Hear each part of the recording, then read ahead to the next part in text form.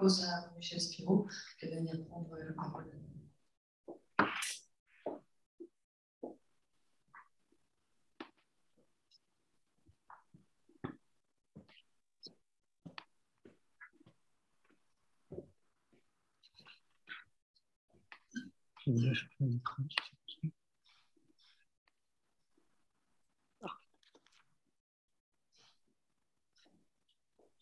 Merci Florence, merci Patrick de m'avoir invité pour ce colloque sur le printemps de l'interdisciplinarité, qui est effectivement au cœur de l'année internationale des sciences fondamentales pour un développement durable.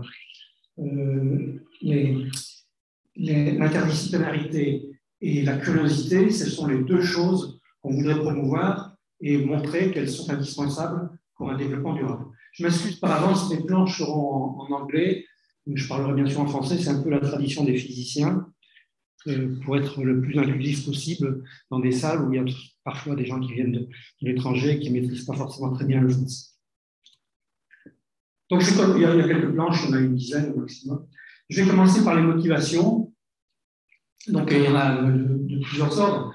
D'abord, qu'est-ce qu'on entend par sciences fondamentales? Donc c'est une science guidée par la curiosité, c'est un peu la définition qu'on s'est donnée.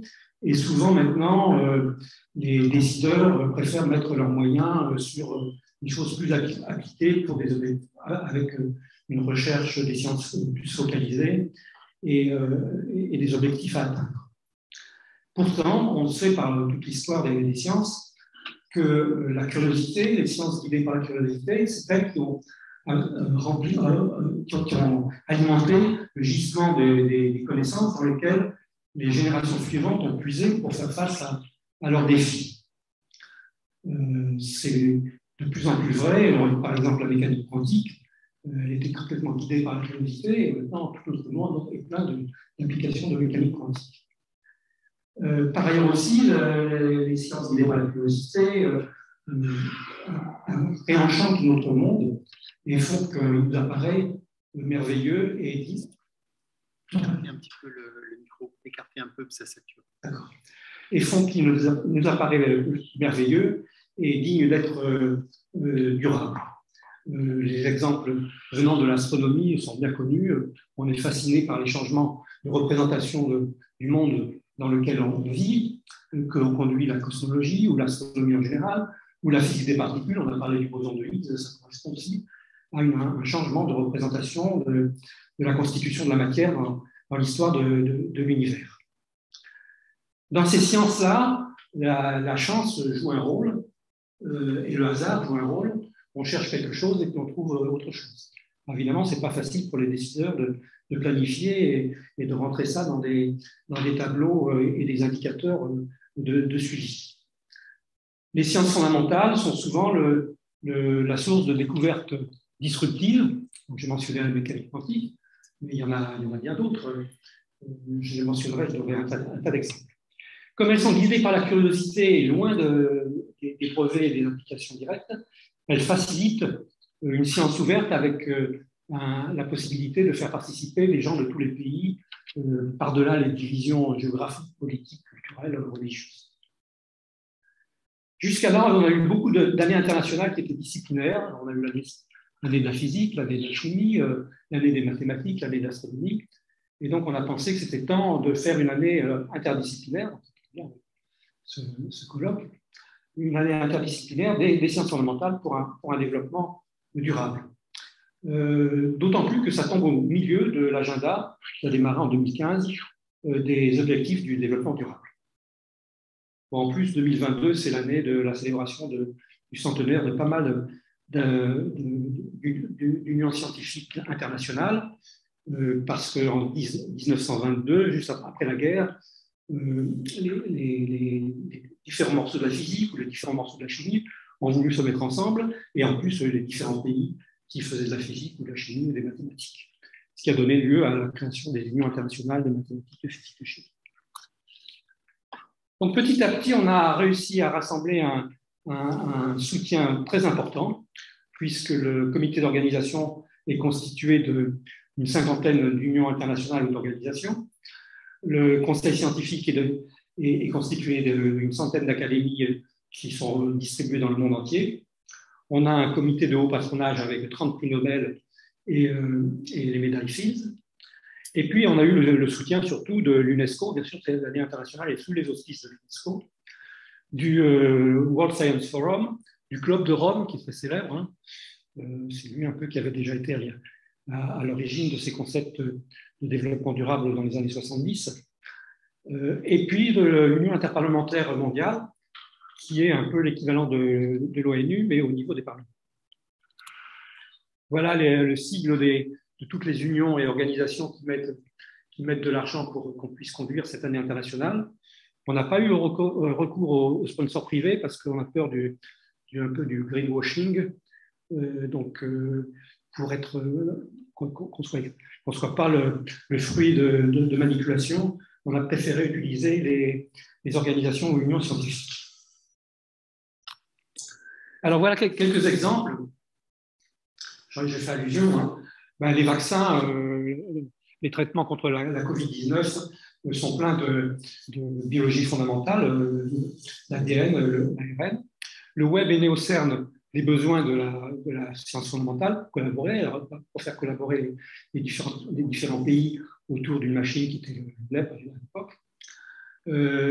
Les engins de recherche, les systèmes de recherche de Google, on trouve leur origine dans des idées mathématiques brillantes. L'intelligence artificielle repose sur des méthodes statistiques. Les téléphones mobiles cellulaires sont pleins de transistors, de circuits intégrés et utilisent le Wi-Fi, etc. Le GPS repose sur la théorie de la relativité d'Einstein et sur les horloges atomiques. Le projet de génome humain a ouvert la voie à la thérapie génique. Les TEP et les IRM sont basés sur des instrumentations destinées à détecter l'antimatière. Et puis les défis futurs de stockage de l'énergie dépendent d'avancées en physique, en chimie et en sciences des matériaux. Et également, la chimie verte repose sur des avancées en chimie fondamentale. Donc l'historique pour cette année internationale des sciences fondamentales pour un développement durable s'étend sur 5 années. Ça a démarré en janvier 2017 avec la présentation que j'avais faite de ce projet à l'International Basic Science Program de l'UNESCO. Ce secteur de l'UNESCO nous a donné le feu vert, un soutien une année plus tard, et on est arrivé à avoir une résolution recommandant la proclamation par les Nations Unies d'une telle année en novembre 2019 à l'unanimité par la conférence générale de l'UNESCO, portée par la Jordanie, la Russie, le Vietnam et le Nigeria. Comme j'ai indiqué, ça a été soutenu ensuite par le World Science Forum et puis par le Club de Rome et l'Union interparlementaire. Et la proclamation a eu lieu malheureusement assez tardivement à cause du Covid-19. Donc pour le mettre sur l'agenda, ça a eu lieu en décembre, simplement le 2 décembre 2021, donc tardivement. La résolution a été portée par le Honduras avec le soutien, ça vaut la peine de voir les pays qui nous ont soutenus, ce ne sont pas les pays développés auxquels on pense, c'est les pays en voie de développement qui considèrent qu'ils veulent participer à cette aventure de la recherche guidée par la curiosité jusqu'aux objectifs du développement durable. Donc l'Arménie, l'Azerbaïdjan, le Bahreïn, la Bolivie, le Brésil, le Burkina Faso, le Tchad, le Chili, le Colombie, le Cuba, la République dominicaine, l'Équateur, El Salvador, beaucoup d'Amérique latine, pas tellement étonnant. Les îles Fidji, la Géorgie, le Guatemala, l'Inde, l'Indonésie, Israël et le Japon qui sont développés, la Jordanie, le Kyrgyzstan, le Malawi, le Nicaragua, Panama, Paraguay, Pérou, Philippines, Qatar, Russie, développé ou pas développé, je ne sais pas, l'Arabie Saoudite, la Serbie, l'Espagne, l'Afrique du Sud aussi, la Thaïlande et le Vietnam. Donc, du point de vue sociologique, sociologie des pays plutôt, c'est intéressant de voir quels sont les pays qui nous ont soutenus, mais ça a été adopté par consensus. Donc, les listes qui vont être couvertes, c'est donc bien sûr la relation des sciences fondamentales avec le dialogue multiculturel et la paix. Alors, en ce moment, c'est particulièrement d'actualité. Comment arriver avec les murs qui se construisent à nouveau, déjà avec l'Iran, mais maintenant avec la Russie, et peut-être bientôt avec la Chine. Comment garder ce dialogue en se servant de la curiosité, des sciences guidées par la curiosité, et puis les objectifs du développement durable qui sont partagés par tous. Les sciences fondamentales, l'éducation et le développement humain. Alors l'éducation, il y a des méthodes originales. Hein. La France est d'ailleurs assez moteur avec la main à la pâte pour faire des méthodes qui vont dans le primaire et dans le secondaire déjà connecter la curiosité à des objectifs de développement durable. Par exemple, il y a un office pour l'éducation sur le climat, issu de la main à la pâte, qui promeut l'éducation dans le primaire et dans le secondaire sur ces sujets du climat. Donc, si on peut le faire dans le primaire et dans le secondaire, on doit pouvoir le faire aussi à l'université, les sciences de la durabilité. L'innovation, l'économie et la durabilité, ça rejoint ce qui a été dit, l'économie est au cœur de la durabilité. Les sciences fondamentales et les sciences de la vie et la santé, les défis mondiaux, le climat, la biodiversité, l'eau, la faim,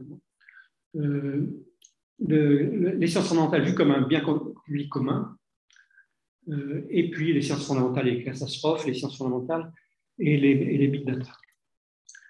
Donc les événements, on a dit, dès qu'il y a eu la proclamation, on a dit à partir de maintenant, il peut y avoir des événements qui sont labellisés par le comité d'organisation ou par les académies, qui sont labellisés dans le cadre de l'année internationale, comme celui-ci. Mais la cérémonie officielle d'ouverture qui aura lieu à l'UNESCO au quartier général à Paris se tiendra que le 8 juillet 2022. Le programme est en train d'être bouclé et les invitations vont être lancées. C'est toujours assez compliqué avec l'UNESCO. Mais bon, vu la proclamation tardive, c'est pas tellement.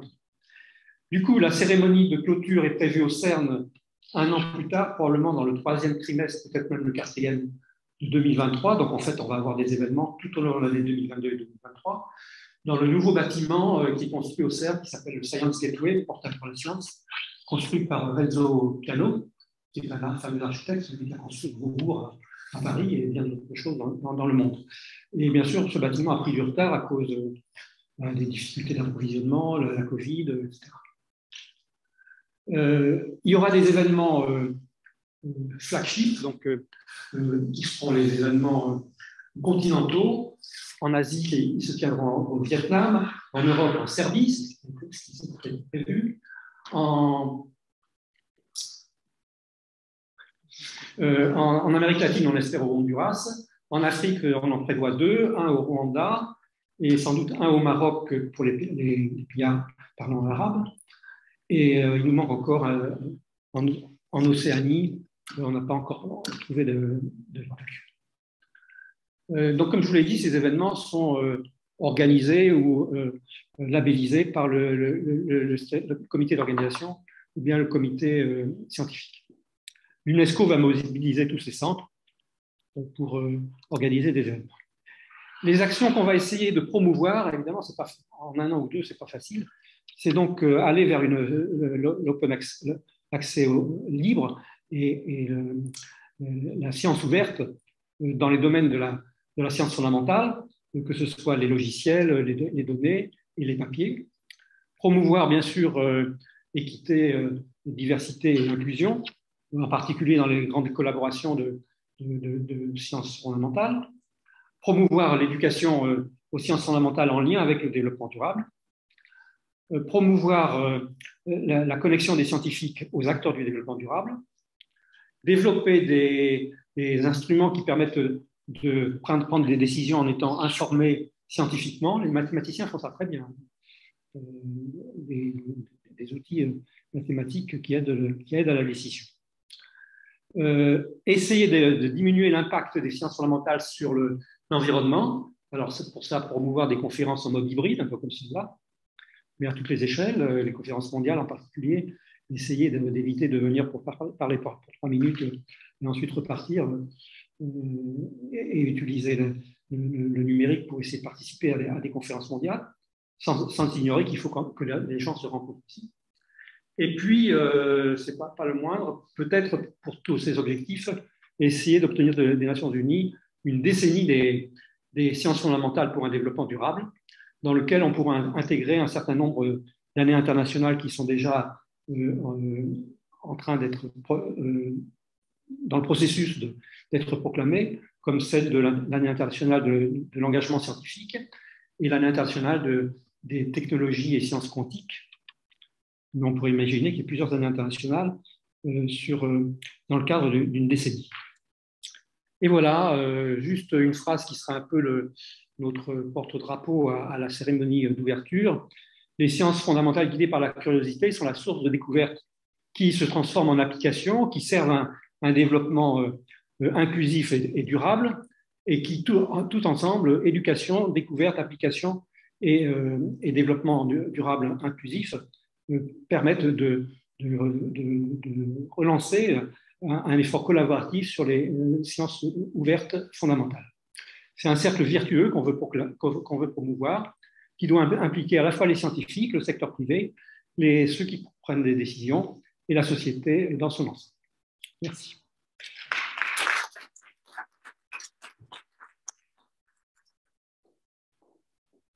Merci. Par rapport à la salle, s'il y a des questions. Il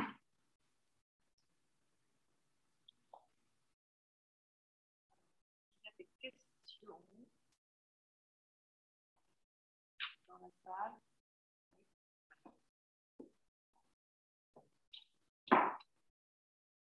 Je me demandais, est-ce que ça marchait ? Si.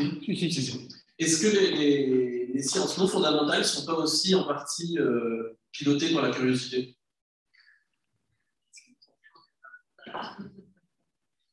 Si elles sont guidées par la curiosité, on les classe comme sciences fondamentales, par définition. Quand j'ai discuté avec Michel, la première chose que je lui ai demandé, c'était de savoir si effectivement les sciences humaines et sociales étaient. Mais elles peuvent être guidées par la curiosité aussi. Voilà. Bien sûr.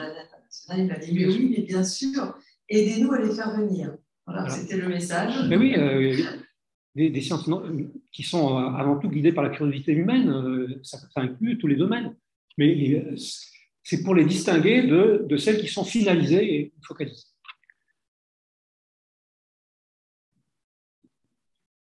Même si on a besoin de tout un pont, hein. Bien sûr, pour aller jusqu'au développement durable, on a besoin de tout un pont. Je suis persuadé qu'une partie des sciences finalisées sont aussi pilotées par la curiosité. C'est-à-dire que même quand on essaye de résoudre un problème, il y a une partie qui est vraiment dirigée vers la résolution du problème, et en même temps, on essaye de comprendre comment ça se passe, et on se demande quelle solution on va trouver au problème.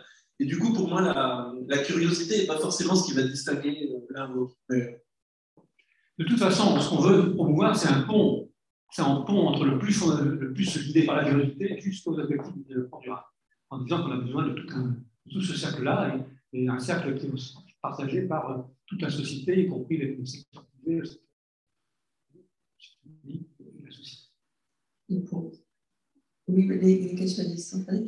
J'ai envie de dire, le pont, c'est l'art du vide, pour rebondir sur la proposition d'Alexandre tout à l'heure. Donc, voilà, le pont, c'est important pour l'interdisciplinarité, le vide aussi. Est-ce qu'il y a d'autres questions, d'autres remarques?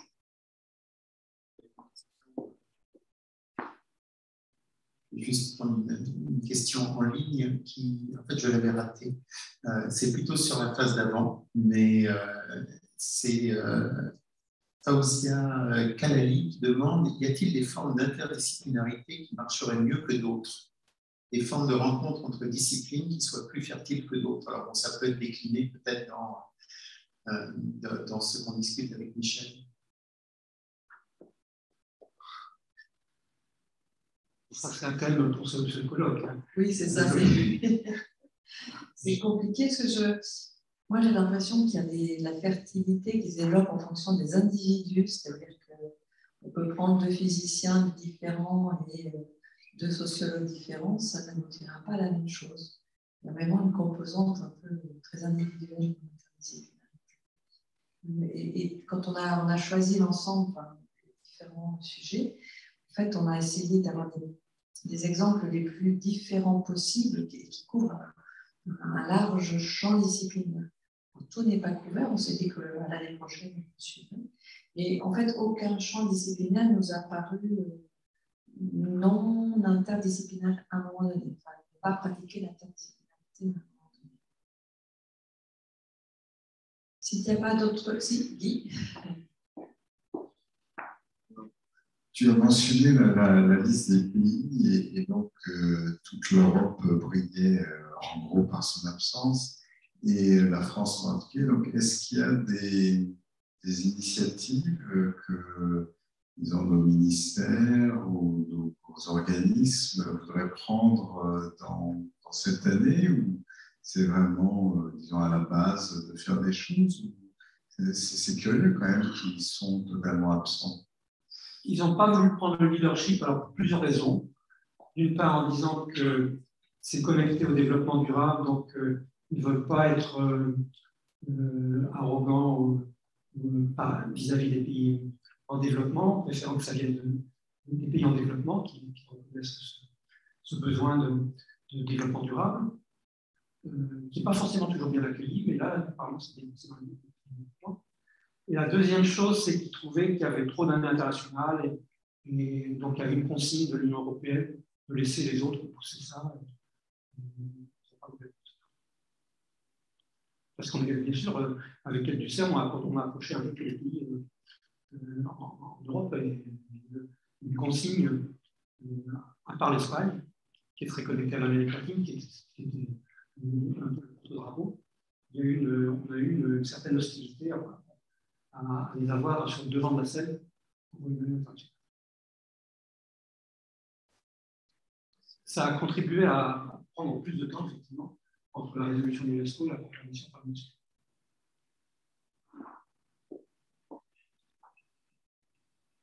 Un petit peu dans la même lignée, quelle est la réception par nos institutions, pour continuer la question précédente, quelle est la réception par nos institutions de cette année? Tu as vu que là encore, les unions ou les institutions, il n'y en a pas tellement de françaises. L'IRD a été depuis le début.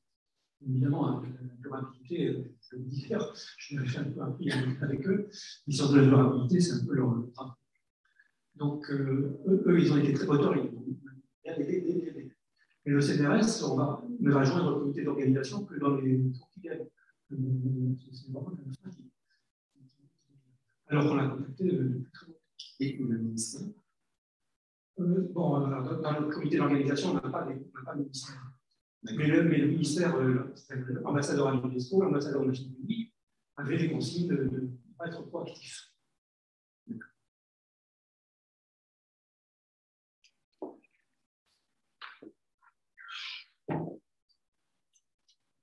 Bonjour. Une question qui m'est venue dans les deux interventions précédentes. Donc, je suis Brandi Naza et je suis chargée de mission interdisciplinarité à l'Université de Toulouse-Capitole.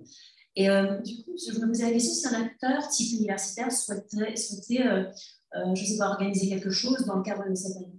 Est-ce qu'il y aurait des ressources qui pourraient être mises à sa disposition ou est-ce qu'il y a des possibilités comme ça de vouloir mettre en avant cet événement par les acteurs qui sont concernés? Donc, si un acteur universitaire en France ou ailleurs qui veut faire un événement local, sur le site web, donc si vous faites EYPSSD, vous tombez directement, ou même année internationale des sciences fondamentales pour le développement durable en français, vous tombez directement sur le site. Et il y a une page qui est destinée au programme et qui est avec un onglet créer son événement. Et donc on peut remplir pour créer son événement, il y a pas une page d'information. Et ensuite, il faut que ce soit labellisé par un des acteurs. Donc, par exemple, en France, c'est surtout l'Académie des sciences françaises, qui est un peu le labellisateur des événements en France. Mais ça peut être aussi un des acteurs du comité d'organisation. Il suffit qu'un des acteurs de tous ceux que j'ai montrés, soit les académies, soit ceux dont vous avez le logo, qui donne son feu vert et on donne le label et vous pouvez mettre le logo sur votre événement. Maintenant, si vous voulez avoir de l'argent du comité d'organisation, là c'est un peu plus délicat. Ça sera réservé vraiment à des cas très spéciaux. Si vous voulez faire venir des gens d'Afrique ou d'Asie, vous avez absolument besoin qu'ils soient là. Actuellement, on a un petit capital qui sert à la cérémonie d'ouverture et à la cérémonie de clôture et qui sert à faire venir des gens de pays défavorisés s'il y a des événements qui les concernent directement dans des lieux très éloignés.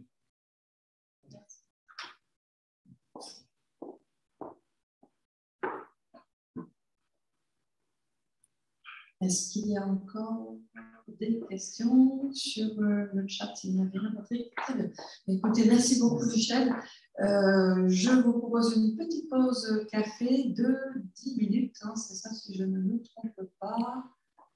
On va dire 40. Ça, je pense qu'on est bien dans les temps. Et... J'en profite pour dire que le CNRS s'est quand même mis avec l'IRD pour organiser un colloque sur la durabilité récemment à Marseille, où j'étais. Et effectivement, c'est à la suite de ce colloque qui nous penche à faire partie de l'international des sciences humanitaires pour le développement durable. Voilà, donc on reprend à 11h, très précisément. Merci.